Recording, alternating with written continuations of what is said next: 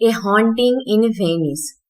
Movie की कहानी की शुरुआत होती है सेकेंड वर्ल्ड वॉर खत्म हो जाने के बाद इटली के वाटर सिटी वेनिस में, जहां मशहूर डिटेक्टिव हरक्यूल पॉयरोट अपने रिटायरमेंट के बाद सुकून की जिंदगी जी रहे थे।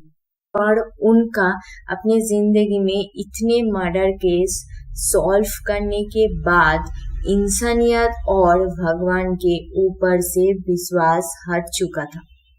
उन्होंने एक बॉडीगार्ड विटाले पोर्टफोलियो को रखा था, जो एक रिटायर्ड पुलिस ऑफिसर थे, और पोर्टफोलियो पॉयरोट को एकदम सेफ रखते थे ताकि उनसे कोई किसी भी केस के बारे में मिल न सके, क्योंकि उन्होंने सब कुछ छोड़ दिया था और एक सुकून की जिंदगी जी रहे थे। एक दिन अचानक से पोर्टफोलियो एक एप्पल लेके पॉयरोट को देते हैं, ये कहकर कि उनके कोई दोस्त उनसे मिलने आए हैं और उन्होंने ये दिया आपको देने के लिए। पॉयरोट एप्पल को देखकर ही समझ गए थे कि क्राइम नोवेलिस्ट दोस्त एरियाने ओलिवर आए हैं उनसे मिलने। ओलिवर ने कई नोवेल लिखे थे पॉयरोट के केस सॉल्व करने के ऊपर। वो सारे हिट गए थे, लेकिन कुछ समय से उनके नोवेल फ्लॉप जा रहे हैं, तो उनको एक सनसनी केस की कहानी चाहिए थी जिसे वो अपना नोवेल लिख सके। तो तब उनको कहीं से पता चला कि retired opera singer Rowena Drake के पैलेस में हैलोवीन पार्टी है इवनिंग में, अनाथ बच्चों की, और रात को वहां सियांस होने वाला है, जिसका मतलब आत्मा को आहवान करना।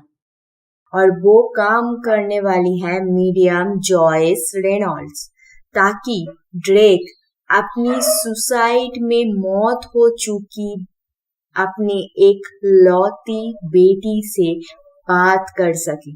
और इन सब चीजों में विश्वास ना करने वाला डिटेक्टिव पॉयरोट को लाकर जॉयस को झूठी मक्कर साबित करना चाहती थी और ओलिवर को लिखने के लिए एक तड़कता फड़कता स्टोरी मिल जाती। पर पॉयरोट पहले राजी नहीं हुए थे, फिर ओलिवर के बहुत कहने के बाद राजी हो गए थे। ड्रेक के पैलेस में जाने के बाद पॉयरोट को पता चला कि वो पैलेस पहले एक ऑर्फनेज होम था, जहां डॉक्टर और नर्सेस बच्चों का ख्याल रखते थे। और एक दिन महामारी फैलने के कारण उन डॉक्टर और नर्सेस ने ऑर्फनेज होम को बाहर से ताला लगाकर भाग गए, और वो बच्चे वहां पर ही भूख के कारण धीरे धीरे दम तोड़ दिए, और उनके आत्मा इस पैलेस में घूम रही है। और तो और यही नहीं, ड्रेक की बेटी एलिसिया को भी मरने से पहले इन बच्चों की आवाजें सुनाई देती थी।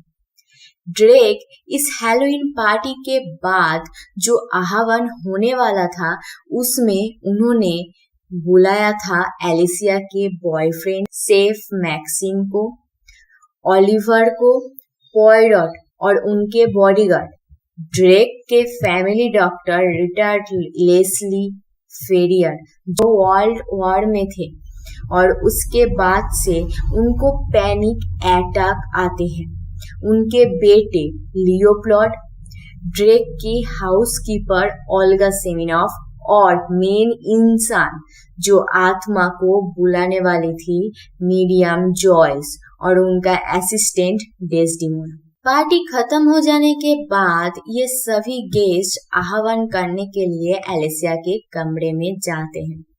जॉयस को चारों तरफ से घिर कर बाकी सारे लोग बैठ जाते हैं, सिवाय पॉयरोट की, क्योंकि वो पूरी घटना को बहुत ध्यान से ऑब्जर्व कर रहे थे।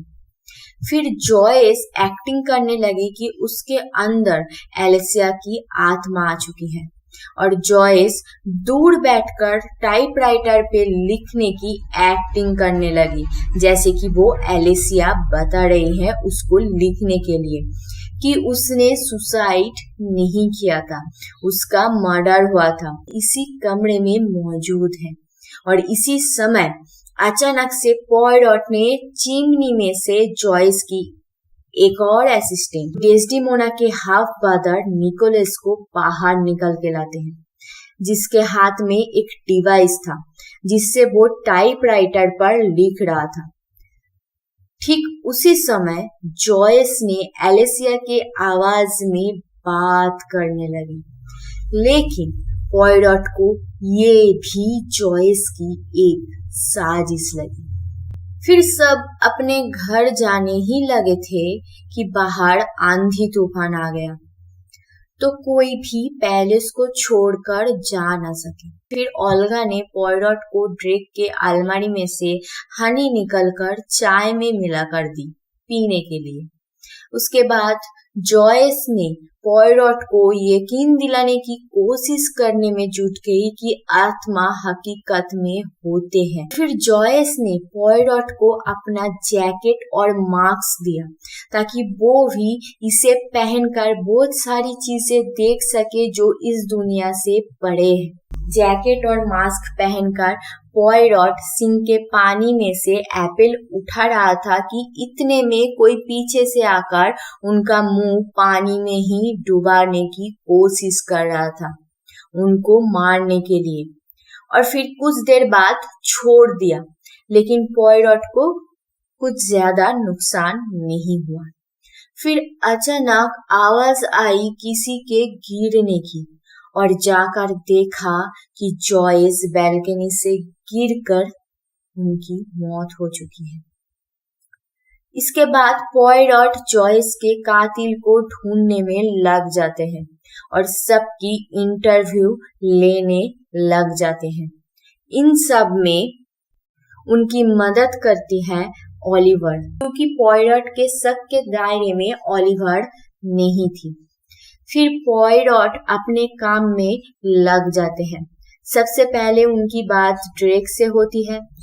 पॉयरॉट ने ड्रेक से पूछा कि वो जॉयस से कैसे मिली, तो उन्होंने बताया कि जॉयस ने उनको एक खत भेजा था कि एस्पेसिया के लिए एक संदेश है, और ये नाम उनकी बेटी एलिसिया ही बुलाती थी। एलिसिया सिर्फ मैक्सिम के प्यार में पागल हो चुकी थी, और ड्रेक ये बात जानते थे कि मैक्सिम सिर्फ एलिसिया को पैसों के वजह से ही प्यार कर रहा था। और जिस दिन उसे लगा कि एलिसिया के पास इतने पैसे नहीं है, तो उसने एलिसिया को छोड़ दिया, और इसी सदमे में एलिसिया ने अपने आप को मार डाला। इसके बाद पॉयरॉट ओल्गा के पास जाते हैं पूछताछ करने, और इस दौरान उन्होंने बताया कि इस पैलेस के उस शैतानी आत्माओं ने जॉयस को मार डाला, जैसे कि एलिसिया को मार डाला था। ठीक वहां पर पॉयरॉट को अचानक से एम लेटर दीवार पर दिखाई दी, और उनको एक अजीब सा महसूस होने लगा। फिर वो उस पर ज्यादा ध्यान न देते हुए डॉक्टर लेस्ली के पास चले गए उनसे पूछताछ करने के लिए। वहां पर पॉयरॉट को पता चला कि डॉक्टर लेस्ली ड्रेक से प्यार करते हैं। फिर कुछ खास बात पता नहीं चला, तो वो वहां से निकल गए, और फिर रास्ते में पॉयरॉट की मुलाकात डॉक्टर लेस्ली के बेटे लियोप्लॉट से होती है। वो पॉयरॉट को कहते हैं कि उसको भी बच्चों की आवाज सुनाई देती है, और वो ये भी कहता है कि अगर आपकी नीयत अच्छी होती है तो आपसे किसी न किसी तरीके से वो बात करने की कोशिश भी करते हैं। बात सुनकर भी अनसुना करके पॉयरॉट फिर जॉयस के 2 असिस्टेंट से बात करने चले गए, पर उनसे बात करके पॉयरॉट को समझ आया कि दोनों भाई बहन हंगेरी से हैं, उनका कोई परिवार नहीं है, और वो बचपन से बहुत सारे तकलीफें झेलकर बड़े हुए हैं, और उनका सपना था मिसौरी जाना और बेहतर जिंदगी जीना। इसलिए वो जॉयस से पैसे भी चुराते थे, और तो और डेस्डिमोना के हिसाब से जॉयस सब नाटक करती थी, पर निकोलस का मानना था जॉयस को सच्ची में आत्मा दिखाई देती है, उसके पास एक अनोखा पावर है। ये सब सुनने और समझने के बाद पॉयरोट को लगा कि शायद जॉयस को इनके पैसे चुराने के बाद पता चल गया था और इनको पुलिस में देने की धमकी दे रहे होंगे, तो उससे छुटकारा पाने के लिए इन दो भाई बहनों ने जॉयस को मार डाला। काफी अच्छा मोटिव था इन दोनों भाई बहन के ऊपर शक करने के लिए, इसलिए पॉयरोट ने इन दोनों को चेयर से बांध कर रखे थे। इसके बाद पॉयरोट को अचानक से किसी छोटे बच्चे की गुनगुनाने की आवाज सुनाई दी, तो वो भागकर एलिसिया के कमरे में गए और वहां पर उनको एक छोटी बच्ची दिखाई दी। असल में वो बच्ची एलिसिया ही थी। बाद में ये बात पॉयरोट को पता चली जब उसने एलिसिया की बचपन की तस्वीरें देखी। उसी समय अचानक से पैलेस हिलने लगा, तो फिर पॉयरोट अपने बॉडीगार्ड को लेकर तहखाने में गया पैलेस हिलने के कारण को ढूंढने। तब उनको वहां एक कंकाल नजर आई जिसके मुंह में से बहुत सारी मधुमक्खियां निकलकर बाहर आ रही थी। ठीक उसी समय डॉक्टर लेस्ली को पैनिक अटैक आया और वो मैक्सिम के साथ मारपीट करने लगे। जब उनको होश आया तो उनको गोली देकर साउंड प्रूफ लाइब्रेरी रूम में सुला दिए और ड्रेक ने बाहर से चाबी लगाकर वो चाबी पॉयरोट को दे दी ताकि डॉक्टर लेस्ली को कोई डिस्टर्ब ना कर सके। इसके बाद पॉयरोट फिर से अपने काम में लग जाती है और वो आप मैक्सिम से पूछताछ करने लग जाते हैं और उनको पता चलता है कि एलिसिया अपनी मॉम से बहुत ज्यादा प्यार करती थी, उससे भी ज्यादा। और तो और ड्रेक भी अपनी बेटी को बहुत ज्यादा प्यार करती थी और एलिसिया के लाइफ में कोई और प्यार हो वो उसे बिल्कुल पसंद नहीं था। और फिर पॉयरोट ने मैक्सिम से उसका इनविटेशन लेटर मांगा, जिसे देखते ही पॉयरोट को एक बात समझ में आ गया था कि जिसे वो अपना मान रहा था उसने उसके साथ बड़ा धोखा किया। जी हाँ, पॉयरोट के बॉडीगार्ड एंड ओलिवर एक दूसरे को पहले से ही जानते थे और तो और एलिसिया के मर्डर के दौरान bodyguard on duty police officer भी थे जिसने अगले दिन ही रिटायरमेंट ले लिया था और जॉयस भी उनके साथ मिले हुए थे और वो पॉयरोट को यकीन दिलाने की कोशिश कर रहे थे कि आत्मा भी किसी के मौत का कारण बन सकते हैं और इससे जॉयस ज्यादा फेमस हो जाती। ओलिवर को लिखने के लिए एक बेहतरीन स्टोरी मिल जाती कि मशहूर डिटेक्टिव पॉयरोट एक केस सॉल्व नहीं कर पाए। पर अब लोगों को ये बात समझ नहीं आ रहा होगा कि मैक्सिम के इनविटेशन लेटर से कैसे पॉयरोट को इस साजिश के बारे में पता चला। तो वो था एप्पलवाट जो उस लेटर से पॉयरोट को पता चला। काफी हद तक कह सकते हैं कि एलिसिया ने भी पॉयरोट की पीठ के पीछे की ये साजिश समझने में मदद की कि बॉडीगार्ड किसी को भी पॉयरोट से मिलने नहीं दे रहा था और अचानक से किसी दिन ने एक एप्पल दिया उसके बॉडीगार्ड को और वो एप्पल लेकर पॉयरोट के पास ऐसे ही आ गया। यही समय जब पॉयरोट ओलिवर और बॉडीगार्ड को कॉन्फ्रंट कर रहे थे कि डेस्डिमोना भाग कर आई और पॉयरोट से लाइब्रेरी की चाबी मांगने लगी क्योंकि शायद डॉक्टर लेस्ली को कुछ हो गया है अंदर।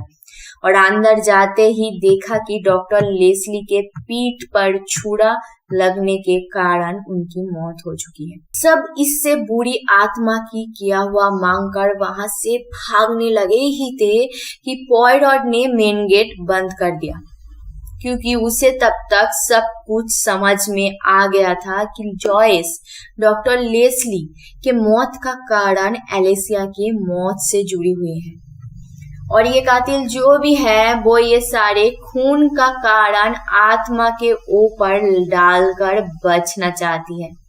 और ये कातिल कोई और नहीं, खुद एलिसिया की माँ ड्रेक है।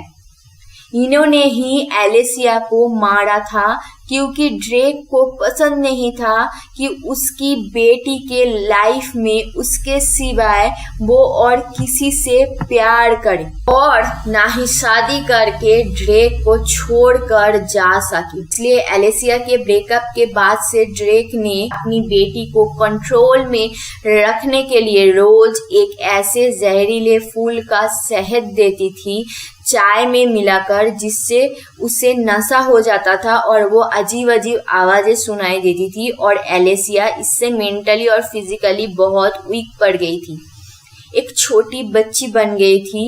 लेकिन एक दिन गलती से जब एलिसिया को वो सारे आवाजें फिर से सुनाई देने लगी, उसको पैनिक अटैक आने लगे। उस वक्त ड्रेक उसके पास नहीं थे, तो एलिसिया को शांत करने के लिए और सुलाने के लिए ओल्गा ने अनजाने में वो जहरीला शहद ज्यादा मात्रा में मिलाकर एलिसिया को पिला दिया और डोज ज्यादा होने के कारण उसकी मौत हो गई।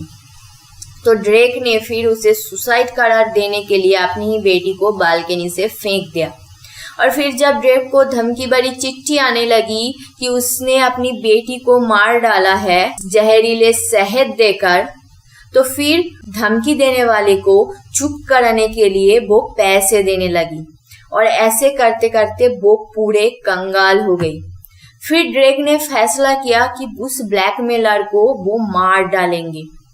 ड्रेक की सबसे पहले जॉयस पर गई क्योंकि आह्वान में एलिसिया की आवाज में बात कर रही थी और उसने बोला था कि एलिसिया का मर्डर हुआ है, तो इसलिए ड्रेक ने उसे मार डाला।